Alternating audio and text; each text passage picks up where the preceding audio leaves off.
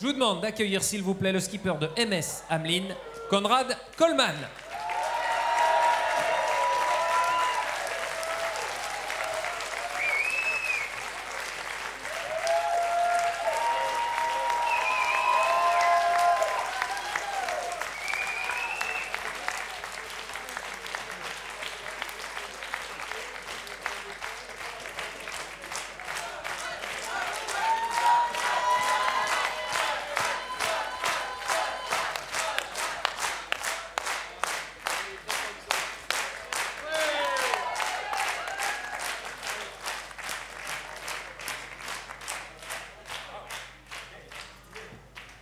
Plus que stylé. Bravo, bravo pour ta course, Konrad. On va vous passer le micro, les journalistes, dès que vous levez la main.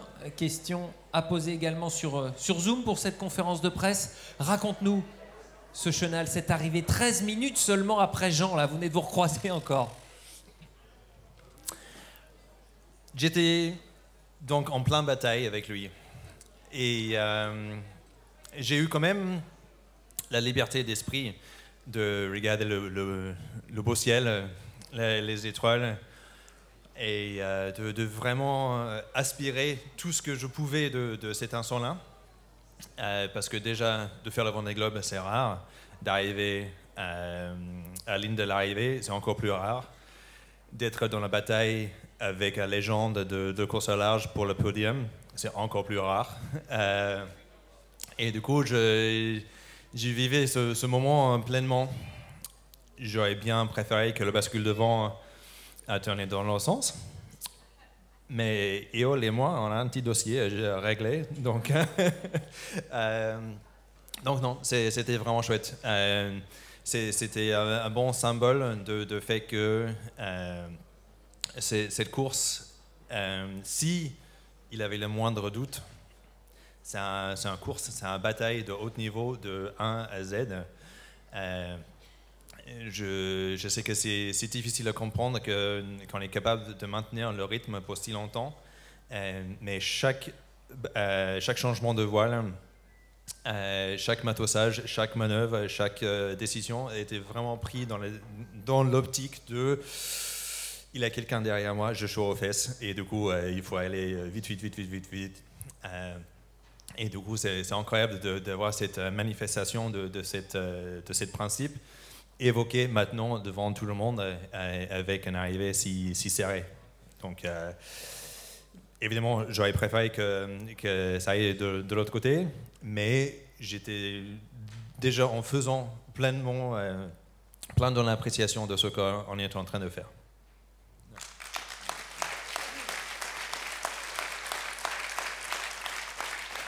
Parce que sportivement, si on regarde le classement, vous étiez avec votre option Est dès le début dans l'Atlantique Nord, à vous rapprocher des côtes africaines avec Jean Le Cam.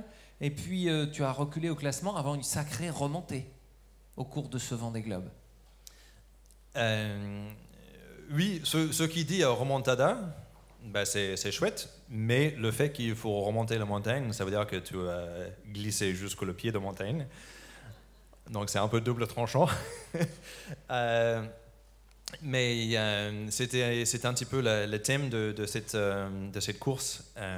C'était de remonter, de jamais baisser les bras, d'essayer de raccourcir l'élastique et pas de laisser s'étendre de plus. Et du coup, j'avais vraiment l'impression de faire une course en yo-yo avec la flotte comme ça. L'option Est, c'était bien osé. Initialement, j'ai eu le calcul que ça va me faire passer devant le reste de mes camarades par 17 heures. Finalement, on se fait engouffrer par la pétole.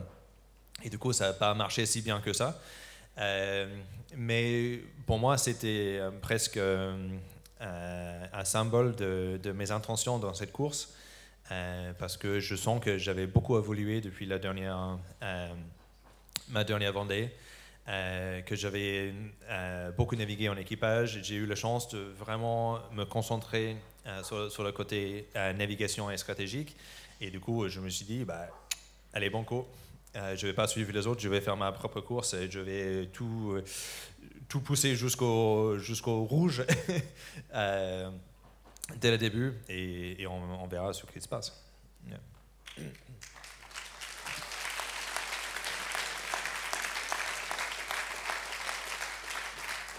Tu fais partie des rares, et heureusement, marins à avoir croisé la route, pas complètement, heureusement, d'un iceberg. Tu as sorti le drone à ce moment-là. Raconte-nous ce que tu ressentais à ce moment-là. Ce que j'avais ressenti à cet instant-là, je pense pas que je peux le dire en public, en vrai. Parce que... On est entre nous. Entre nous, on est en petit comité. Pour moi, c'était presque un voyage dans le temps. Parce que moi, j'ai grandi en Nouvelle-Zélande. Et ma version de Eric Tabarly, c'était Sir Peter Blake. Et notre Vendée Globe, c'était le Whitbread, qui est maintenant l'Ocean Race. Et je grandis avec le même genre d'histoire qui a animé vos histoires de mer dans les icebergs et leur rencontre avec les icebergs. Donc, c'était vraiment incroyable. Oui, j'avais l'impression de voyager dans le temps, de revivre les histoires des années 80 et 90 avant la mise en place de ZEA. Mais en fait, c'était aussi un voyage dans le temps parce que ma première course autour du monde, c'était un petit course en classe 40 qui n'avait pas les moyens d'observer, de balayer le chemin comme nous on a ici.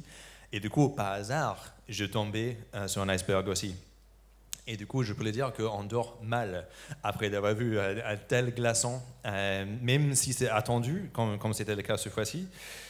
On n'était pas exactement sûr où il était, qu'est-ce que c'était son calcul de rive, quand est-ce qu'on va tomber dessus, est-ce qu'on va monter dessus.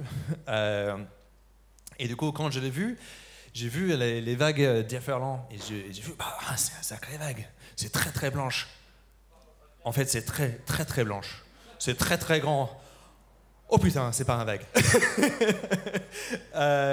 Et ça sorti très très naturellement. C'est comme un rêve, mais en fait c'est un cauchemar. Parce qu'on le sait que si on tape le montagne lui-même, le cours c'est fini, mais également il a tout un champ de petits qui flottent autour de lui.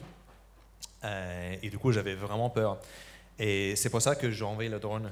C'était pour faire éclaireur devant moi, pour aller chercher si le chemin était libre. Et ensuite, je n'ai pas pu m'empêcher pour faire quelques mumuses avec le drone, pour prendre les images, pour partager avec vous ensuite. Mais le but, c'était vraiment de voir si je ne vais pas avoir une catastrophe. Ouais.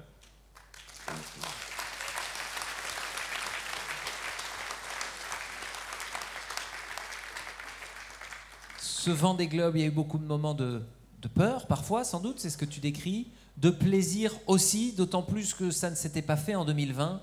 Il y avait eu donc 8 ans d'attente pour retrouver ça, ce bonheur, ce plaisir en mer. Oui, exactement. Et tu as tout à fait raison de dire le plaisir en mer, parce que on a le temps de réfléchir pendant ce Vendée Globe. En fait, on fait que ça. Et en fait, j'ai eu la chance de vraiment réfléchir par rapport à la différence entre ce que j'étais en train de vivre et ce que j'en ai vécu en 2008. Et effectivement, c'était le plaisir. Je pense que ça s'est vu dans mes vidéos, dans les photos que j'ai envoyées, que j'étais en train de passer un bon moment en mer. Et c'était le contraste noir et blanc entre ce que j'ai vécu en 2016. Le bateau était pas si bien préparé. J'en avais qu'un an de préparation avant. J'en avais beaucoup de problèmes techniques. On ne va pas revenir là-dessus dans les détails, mais à feu, les problèmes structuraux, le problème de gréement, finalement le dématage. Et en fait, moi, j'ai vécu pour les mois avec la peur constante, la peur de ne pas avoir confiance avec le bateau, de peur que qui s'accumulaient au fur et à mesure, de jour pour jour, avec les départs à bâté, avec les pilotes dans lesquels je n'avais pas de confiance. Et évidemment, ça s'est fini avec le dématage, et je suis un sadiste, donc presque content d'avoir un galère si important pour un petit peu faire la lumière sur ce que j'en avais déjà vécu au fil du jour. Et évidemment, d'arriver avec cette grande fortune. Mais en contraste, j'en avais 3 ans de préparation intense avec mon équipe, petit comme il est. On a pensé le bateau jusqu'au carbone, on a renforcé la structure, on a recablé le bateau, on a recablé tous les gréements, on a bichonné ce bateau en tant qu'on pouvait, avec les moyens qu'on avait, qui étaient un peu précaires. Mais je suis fier de pouvoir maintenant récolter le fruit de notre travail et d'être dans la tempête avec la banane, avec la confiance, en disant je kiffe cet instant, c'est là où je devrais y être et je suis content d'y être. Et c'était un vrai plaisir. Ouais.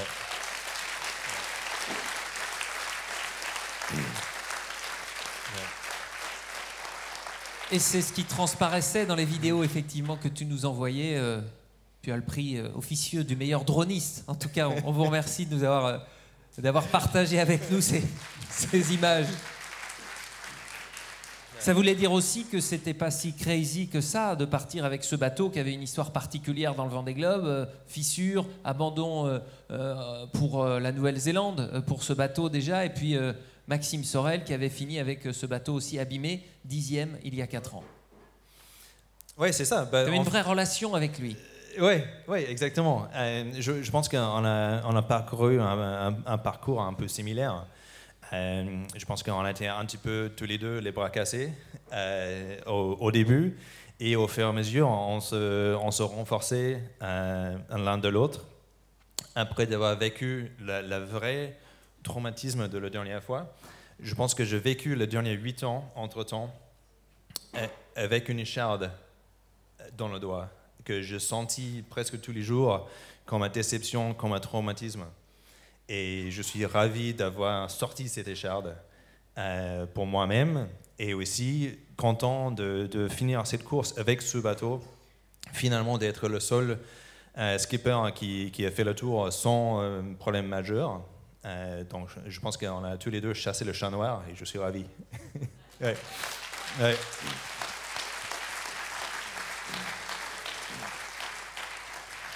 Et que c'est mieux d'arriver avec son mât dans le chenal des Sables d'Olonne quand même. Dans le pétrole, si tu as un mât ou pas, ça avance pas. Hein. Ça change pas autant que chose. Ouais. Sans écharde, sans énergie fossile aussi. Tu as montré une nouvelle fois que c'était possible.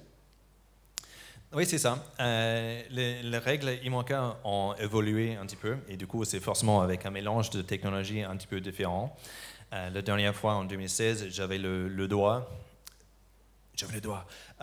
de enlever le moteur diesel et le remplacer par un moteur électrique avec un parc de batterie qui le nourrit comme ça.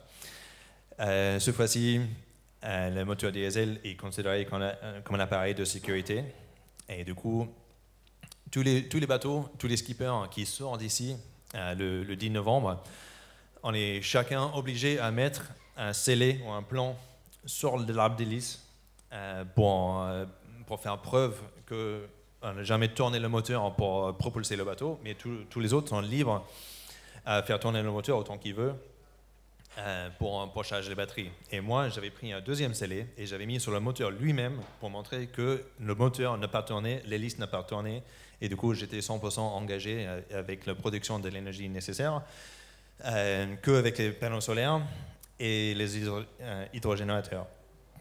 Et du coup, pour moi, c'est un petit peu ma Graal personnelle, parce que je suis personnellement très investi dans la bascule énergétique qui est en train de se faire. J'aime bien d'être un porte-drapeau, porte-parole pour ce principe, et aussi pour les acteurs dans cette industrie. Et donc, même si la classe initialement n'était pas très motivée à imposer le fait qu'on avait tous un moteur diesel, j'ai dit d'accord, ok, j'accepte l'évolution dans les règles, mais j'accepte de ne pas utiliser et je vais faire autrement. Et du coup, c'est pour ça que avec l'équipe, on a tartiné le bateau avec les panneaux solaires. Que je trouve particulièrement beau parce que c'est un symbole visuel de l'engagement. Donc avec les panneaux solaires, le bateau était fonctionnel tout seul. C'est comme le cash qui tombe du ciel tous les jours. Tu vois, c'est l'énergie qui tombe tous les jours. Et du coup, j'étais pas en rade de l'énergie. Quand je vois les galères des autres avec le génératrice, avec le moteur de démarreur, le stress en sachant que si je ne peux pas démarrer ce moteur dans quelques heures, le bateau va plus fonctionner. Et du coup, je trouve que même pour la liberté d'esprit, pour les navigateurs en mer, c'est mieux de partir avec plus de batterie et moins de gasoil. Donc, pas du tout, parce qu'on vit mieux quand on vit avec les éléments en mer, je trouve. Donc, ouais.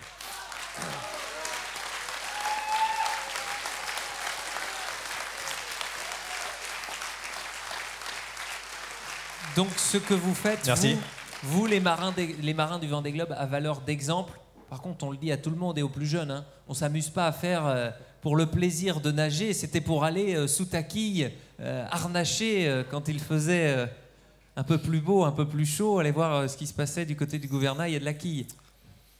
Il faut le dire que j'avais vraiment chaud ce jour-là. Et du coup, par hasard, j'avais trouvé une indication à aller chercher en bas. Mais non, ça c'est aussi une expérience incroyable.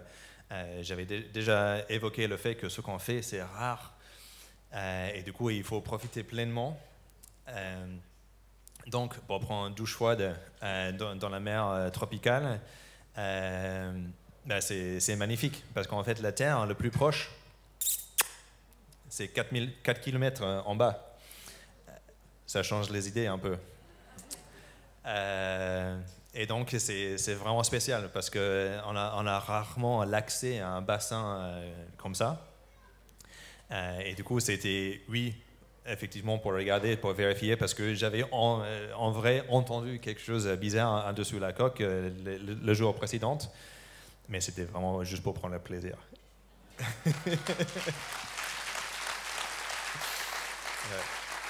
Toute dernière question, il y avait ta famille avec ses bonnets, hein, Crazy Daddy, retrouver les retrouvailles en famille, là ça va se passer comment ces prochains jours? Est-ce que tu as un plan pour les prochains jours, les prochaines semaines? Je pense que le plan, c'est pas d'avoir un plan, déjà. On va passer le temps ensemble, en famille. C'est peut-être dur à comprendre, mais moi, j'ai le grand plaisir et j'ai l'opportunité d'être devant vous et d'être seul sur le bateau. Mais peut-être c'est un cliché, mais c'est surtout la réalité. Le Vendée Globe, c'est pas un sport en solitaire.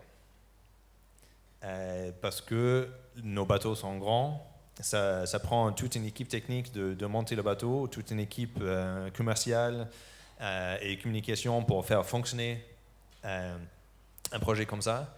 Et surtout, ce genre de bateau surfe sur les nerfs de ceux qui restent à terre. Donc, merci.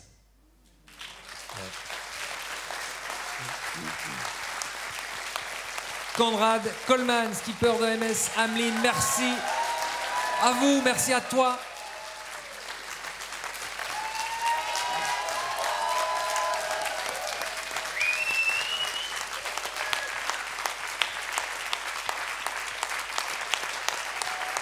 Pour ces mots, pour ce récit et pour ta course.